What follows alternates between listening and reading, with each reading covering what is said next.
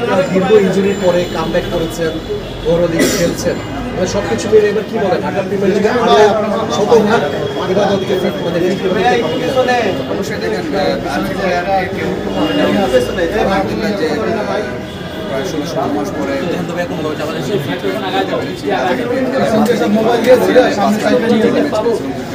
আবার মাথায় করে তো আলহামদুলিল্লাহ সব কিছুর পরে হচ্ছে যে ফিট হওয়াতেই খেলতে পেরেছি এবং যার কারণে মোহামেডানের মতো বড় টিমে সুযোগ পেয়েছি খেলার। ইনশাআল্লাহ দেখা যাক খেলার শুরু করে ভালো এবং আপনাদের দলটা অনেক স্ট্রং। আমরা যে বরিশালে যে দলটা দেখছিলাম সেই দলটাই মোহনা দেখতে পাচ্ছি এবং অনেক ভালো ভালো প্লেয়ার এবার আছে। সব কিছু মিলে এবার কি মনে হচ্ছে যে এবার চ্যাম্পিয়ন হচ্ছে কিনা মোহনা? অবশ্যই দেখেন কাগজে কলমে তো খুব ভালো টিম, যেরকম ফরচুন বরিশাল টিম ছিল কাগজে কলমে খুব ভালো এবং আমরা আলহামদুলিল্লাহ মাঠে ভালো খেলতে পারার কারণে আমরা চ্যাম্পিয়নও হয়েছি। তো সেই সুবাদে মোহামেডান টিমটাও ওভাবে করা হয়েছে যেখানে তামিম ভাই আছে, মাহমুদ রিয়াদ ভাই আছে, মুশফিক ভাই আছে, তাজু ভাই আছে, মিরাজ, আমি। তো দেখা যাচ্ছে আমাদের ফরচুন বরিশালের ম্যাক্সিমাম প্লেয়ারই আমরা ওখানে আছি। তো কাগজে কলমে খুব ভালো টিম। ইনশাল্লাহ এখন দেখা যাক মাঠে যদি আমরা ভালো খেলতে পারি ইনশাল্লাহ চ্যাম্পিয়ন হওয়ার। এবার আপনারা এখানে খেলছেন, ওখানে বাংলাদেশ টিমও খেলছে পাকিস্তানে চ্যাম্পিয়ন্স ট্রফি, মানে একটু হলে কি মিস করছেন কিনা যে সেই লাল সবুজ জার্সিটা অনেক দিন হয়ে গেছে সেই জার্সিটা গায়ে চাপা হচ্ছে না? অবশ্যই দেখেন লাস্ট ওয়ানডেতেই আমি এটা করেছি আফগানিস্তানের সাথে, আপনারা জানেন। তো যে জিনিসটা হচ্ছে এখন বাংলাদেশ টিম চ্যাম্পিয়নশিপে খেলতে গেছে, দোয়া আছে তাদের জন্য যাতে ভালো করতে পারে আমাদের টিমটা, আমাদের আমরা অভিযোগ করতেছি যাতে বাংলাদেশ টিম ভালো করবে, ভালো ভালো ম্যাচ জিতবে, আমরা প্রাউড ফিল করবো তাদেরকে। ওই জিনিসটা হচ্ছে দোয়া করবো সবাই বাংলাদেশ টিমের জন্য, আর আমরা যাতে সবাই ইয়ে করতে পারি যে দেশে যাতে যারা খেলতে গেছে তাদের তারা সবাই যাতে কন্ট্রিবিউট করতে পারে। দলের নতুন স্পিড স্টার নাহিদ রানা আসছে, মানে আপনিও পেসার, মানে সব কিছু মিলে আসলে নাহিদ রানাকে নিয়ে কী বলবেন? অবশ্যই দেখেন বাংলাদেশে অনেক এরকম জুড়ে বলার তো জেনারেলি হয়। তো এখানে সে আসছে, আমার কাছে মনে হয় তার সময় দেওয়া উচিত, সবাই যাতে এক্সপেকটেশন যাতে বেড়ে না যায়। আমরা যারা যারা দর্শক আছি যাতে প্রত্যেক ম্যাচে জিতাবে এই তো যে জিনিসটা হচ্ছে নতুন আসছে, ওরা একটু সময় দিবেন, এক্সপেকটেশন যাতে বেরিয়ে হাই যাতে না হয়, আস্তে আস্তে যাতে মেচু দিতে পারে, ম্যাচে ভালো করতে পারে।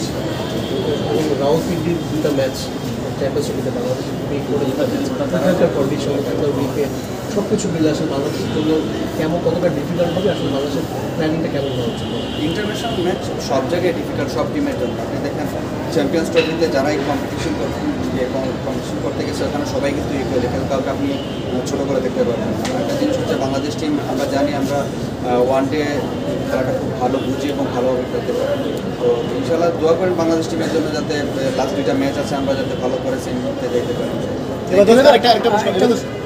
লম্বা সিজন সামনে, বিশেষ করে লঙ্গার ভার্সনে, সেক্ষেত্রে কেমনভাবে চ্যালেঞ্জটা দেখছেন, স্পেশালি যখন একটা ফিটনেস কনসার্ন আপনার সঙ্গে হয়ে গেছে, সেক্ষেত্রে স্পেশাল কোনো প্রিপারেশন আছে কিনা?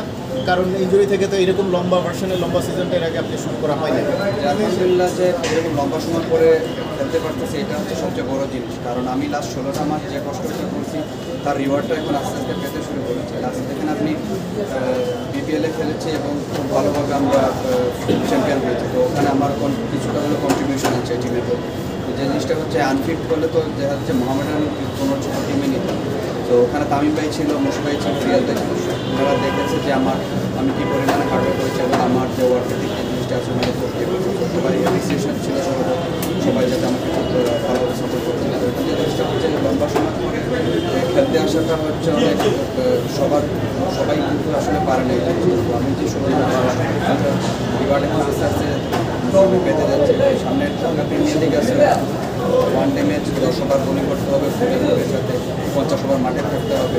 তো আস্তে আস্তে ইনশাআল্লাহ ওইটার জন্য বাংলাদেশ টাইগারের ক্যাম্প চলতেছে, ক্যাম্পে আমরা পরিশ্রম করতেছি, সবাই দেখতেছে যে প্রত্যেক দিন আমাদের ফিটনেস সহ আমাদের স্কিলে কাজ চলতেছে। ইনশাআল্লাহ দোয়া করেন যাতে ভালো করতে পারি। টানা 10টা ওভার বল করার ব্যাপারে আপনি ব্যক্তিগতভাবে কতটা কনফিডেন্ট? অবশ্যই আমি শুধু আপনি T20 যে প্রিমিয়ার লিগ যেটা হয়েছে আমাদের বিপিএল যেটাতে গেল হাই ইন্টেন্সিটি গেমে দেখা যাচ্ছে আপনাকে 4 ওভার বোলিং করা লাগে, 20 ওভার মাঠে থাকা লাগে।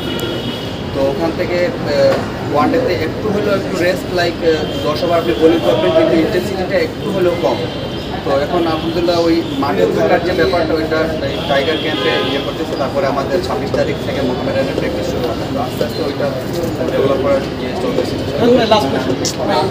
লাস্ট তো উনি বলছে লাস্ট